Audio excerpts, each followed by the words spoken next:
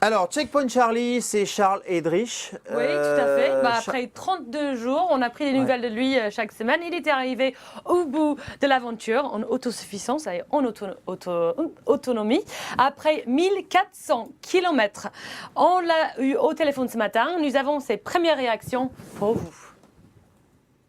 Je suis, disons évidemment, extrêmement content. Donc en plus, je vois que je peux, avec l'Atlas, je peux être extrêmement performant sur des traversées dans le désert. Donc très content et déjà tout un tas de projets sur d'autres déserts dans le monde. Même si j'ai énormément maigri, hein, j'ai dû perdre, j'ai pas de balance, mais j'ai dû perdre au moins 10 kilos.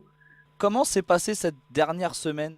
J'étais en pleine forme, hein. Je suis monté à des 50, 61 km donc par jour à la fin, donc j'ai augmenté ma moyenne considérablement. Par contre, sur la dernière semaine, j'étais, en tout cas sur les 4-5 derniers jours, j'étais sur la zone qui a été très très sévèrement touchée par les inondations de fin janvier.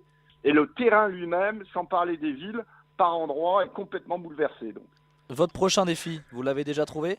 Le prochain, il est déjà arrêté, hein, parce qu'il faut absolument... Là, je retourne dans le Grand Nord, dans la banquise, sur le passage du Nord-Ouest. Hein. Il faut absolument que je termine le passage du Nord-Ouest à la rame. Pour l'instant, j'ai fait 5000 km. Il me reste 1000 km à faire pour cet été. Et puis après, j'ai 3 déserts qui sont déjà en tête.